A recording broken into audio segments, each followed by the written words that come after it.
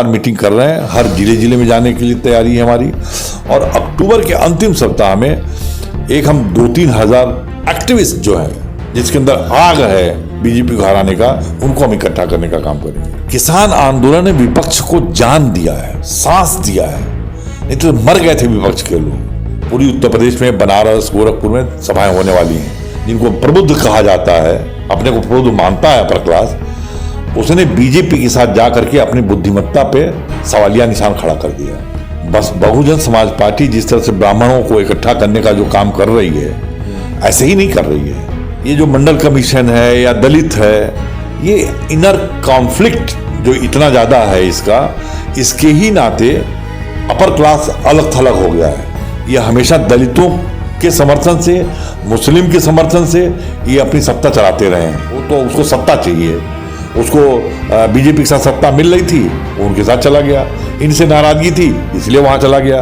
Upper class के पास बुद्धि है, उसको समझना चाहिए था कि भी इसी देश के नागरिक हैं, और अगर सबको साथ लेके नहीं चलेंगे तो देश का विकास नहीं होगा।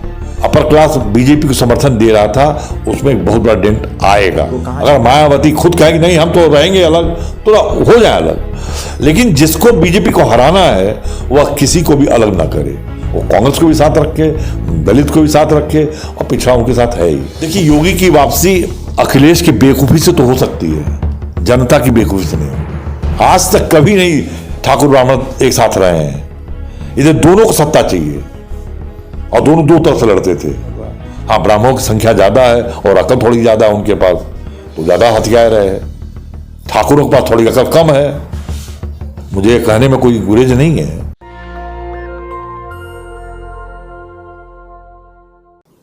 नमस्कार, मैं शंभू कुमार सिंह और आप देख रहे हैं नेशनल दस्तक। मेरे साथ सोशलिस्ट, समाजवाद को बहुत बारीक नज़रों से देखने वाले, उसके लंबे समय तक जीने वाले और अब गिने चुने समाजवादी जिन्होंने शुरुआत से लेकर अब तक उसको देखा है, ऐसी शख्सियत अरुण कुमार श्रीवास्तव हैं। पहले भी आपने नेशनल दस्तक पर इनकी राय जानी है। अब ये इन्होंने दिल्ली में एक बड़ी बैठक का आयोजन किया था, यूपी में भी एक बैठक करके आए हैं।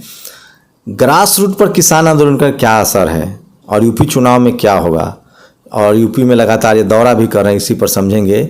ये गोरखपुर से हैं, तो इनसे बेहतर कौन बताएगा। अरुण जी, स्वागत है आपका नेशनल दस्तक पर। Thank you. एक बैठक आपने दिल्ली में की, दूसरी बैठक लखनऊ में की। आगे का क्या रोड मैप है किसान आंदोलन को लेकर? अब ये हमने जो दिल्ली में बैठक की उसी में तय किया गया था कि उत्तर प्रदेश में चुनाव आने वाले हैं, और उत्तर प्रदेश का ये चुनाव वास्तव में सेमीफाइनल होगा। अगर योगी को हम लोग हराते हैं तो फिर मोदी को हराना बहुत आसान हो जाएगा, या वो लोग खुद भी बहुत डिमोरलाइज हो जाएंगे। यह सोच के हम लोगों ने यूपी में शुरुआत किया है, और अभी हमने 13 तारीख को एक बैठक की थी वहाँ पे। फिर हम एक 23 या 24 तारीख को एक और बैठक जन संगठनों की भी कर रहे हैं। किसान आंदोलन को मजबूती प्रदान करने के लिए, किसान और मजदूरों का आंदोलन तो चल रहा है, लेकिन जितने जन संगठन के लोग हैं इनको भी इनके पीछे खड़ा करने के लिए, और केवल आंदोलन नहीं, चुनाव में उनकी भागीदारी और उनको रणनीतिक तौर पे उनका पूरा साथ लेने के लिए, ताकि ये वोट में परिवर्तन हो सके, इसके लिए हम लगातार मीटिंग कर रहे हैं। हर जिले में जाने के लिए तैयारी है हमारी। और अक्टूबर के अंतिम सप्ताह में एक हम 2-3 हज़ार एक्टिविस्ट जो हैं, जिसके अंदर आग है बीजेपी को हराने का, उनको हम इकट्ठा करने का काम करेंगे। तो किसान आंदोलन कितना डेंट कर रहा है बीजेपी को, और यूपी में क्या माहौल देख रहे हैं आप? और अभी यूपी में आप घूमने वाले भी है, क्या लग रहा है कि पिछले 7 सालों में सबसे बड़ा आंदोलन साबित होगा? विपक्ष की जो निकम्मापन था ना, और एकदम जैसे विपक्ष का मतलब आंदोलन से कुछ लेना ही देना नहीं है, ऐसी स्थिति आ गई थी इस 5 साल में। किसान आंदोलन ने विपक्ष को जान दिया है, सांस दिया है, नहीं तो मर गए थे विपक्ष के लोग। और इस सांस ने इतना आगे बढ़ाया है कि जैसे बंगाल में ममता बनर्जी को बहुत बड़ा ताकत मिला किसान नेता। कितना वोट परिवर्तन हुआ ऐसा कोई खाका नहीं बन पाया है, लेकिन जो जान आई नेताओं में, ममता बनर्जी में, ये किसान आंदोलन जो नेता वहां गए। उत्तर प्रदेश में अभी मुजफ्फरनगर में जो किसान पंचायत हुई है, यह ऐतिहासिक है। और मैं समझता हूं कि इसका पूरा का पूरा असर पूरे उत्तर प्रदेश में पड़ने वाला है। अभी पूरी उत्तर प्रदेश में बनारस, गोरखपुर में सभाएं होने वाली हैं। हम खुद जा रहे हैं वहां पे और इसकी पूरी तैयारी में हम लोग लगेंगे। लेकिन मैं केवल किसान मूवमेंट के साथ नहीं हूं। हम किसान मूवमेंट को समर्थन देना और अगले चुनाव में वोट के में कैसे परिवर्तित हो यह गुस्सा, इसके लिए हम काम करने जा रहे हैं। क्या लग रहा है सर, आप तो लंबा अनुभव है, आपको राजनीति को करीब से देखा है, मंडल कमीशन को भी देखा है आपने, सोशल मीडिया का दौर भी देखा, अखबार भी देखा, टीवी भी देखा है। क्या लग रहा है यूपी में इस बार जनरल कैटेगरी के जो लोग हैं, सामान्य जाति के जो लोग हैं, क्या वो अब भी उनके लिए हिंदू मुस्लिम मुद्दा है? जबकि राम मंदिर बन चुका है, हिंदू मुस्लिम पर अब कोई कॉन्फ्लिक्ट नहीं हो रहा है, बेरोजगारी ज़्यादा है, महंगाई है, वो अभी भी बीजेपी के साथ बने रहेंगे या उसमें भी कुछ डेंट लग रहा है बीजेपी को, खासकर जिस तरह से आम आदमी पार्टी की रैली में भीड़ जुट रही है? देखिए, मैं ये मानता हूं कि अपर क्लास, ये प्रबुद्ध वर्ग है, यह किसी का होता नहीं है। ये किसी के गुस्से में, किसी की नाराजगी में, किसी की अच्छाई और बुराई के नाते किन्हीं वजहों से वो बीजेपी के साथ चला गया, जो नहीं जाना चाहिए था। जो उनकी, जिनको प्रबुद्ध कहा जाता है, अपने को प्रबुद्ध मानता है अपर क्लास, उसने बीजेपी के साथ जा करके अपनी बुद्धिमत्ता पे सवालिया निशान खड़ा कर दिया। लेकिन मैं ये मानता हूं कि उनको ज्यादा दिन तक बेवकूफ नहीं बनाया जा सकता है और बीजेपी अब संभाल के रख नहीं पाएगी। बस बहुजन समाज पार्टी जिस तरह से ब्राह्मणों को इकट्ठा करने का जो काम कर रही है, ऐसे ही नहीं कर रही है। ब्राह्मणों में गुस्सा है और ब्राह्मणों में, देखिए, ये जो मंडल कमीशन है या दलित है, ये इनर कॉन्फ्लिक्ट जो इतना ज्यादा है इसके ही नाते अपर क्लास अलग थलग हो गया है। अपर क्लास अच्छी तरह जानता है कि वो केवल अपर क्लास से तो चुनाव नहीं जीत सकता है और जब तक सत्ता नहीं हथियाई जाएगी तब तक इनकी कोई औकात नहीं है। ये हमेशा दलितों के समर्थन से, मुस्लिम के समर्थन से ये अपनी सत्ता चलाते रहे हैं।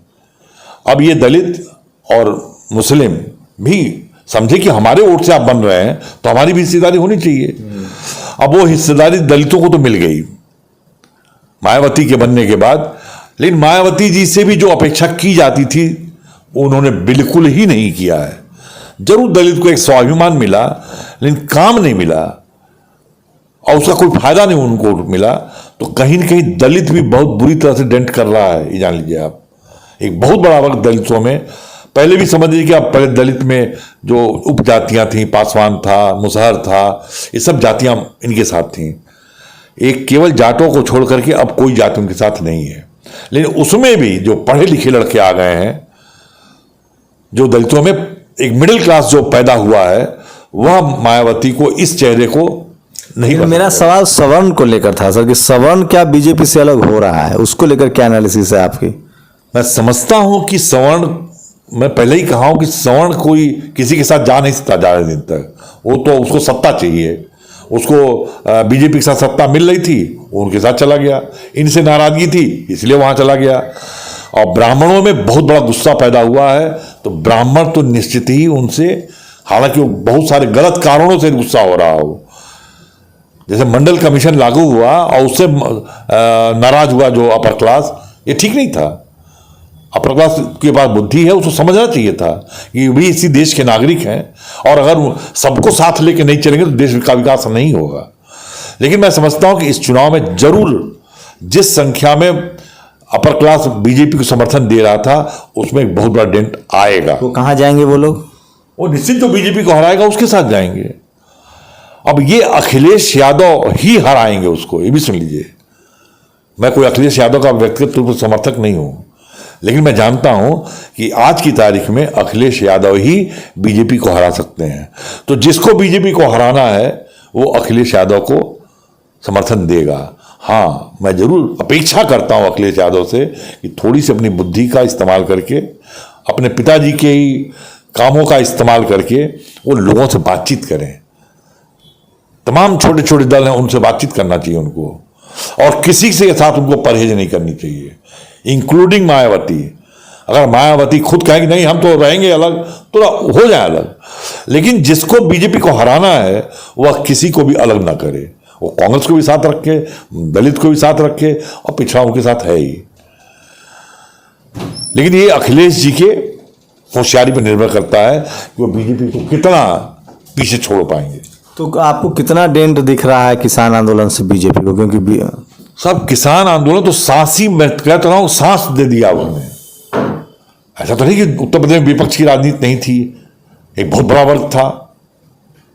योगी की वापसी मान लीजिए है, देखिए योगी की वापसी अखिलेश की बेवकूफी से तो हो सकती है, जनता की बेवकूफी से नहीं होगी। जनता योगी को हराएगी अब की बार, ये जानिए। अपर कास्ट लेकिन बना रहेगा अभी योगी जी के साथ, लगता है? नहीं, डेंट आएगा उसमें बहुत बड़ा, और ब्राह्मणों में तो बहुत आएगा, ब्राह्मणों में बिल्कुल आएगा। लेकिन जो आएगा और दिखाई दे रहा है कि वो मायावती के साथ चला जाएगा, मैं उससे सहमत नहीं हूं। कहां जाएगा वो? अखिलेश को देगा, जो बीजेपी को हराएगा उसको देगा। इसलिए कि इस सरकार में जो ब्राह्मण समझता था कि बीजेपी और कांग्रेस दोनों हमारी जेब की पार्टी है, उसको बहुत बड़ा धक्का लगा है।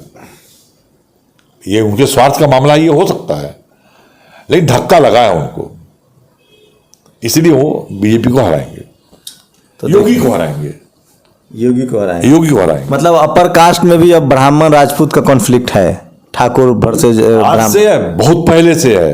ये पहला मौका था, ये पहला मौका था कि जब ठाकुर और ब्राह्मण दोनों साथ बीजेपी को समर्थन दिए। इसके पहले आज तक कभी नहीं, आज तक कभी नहीं ठाकुर ब्राह्मण एक साथ रहे हैं। इधर दोनों को सत्ता चाहिए और दोनों दो तरफ से लड़ते थे।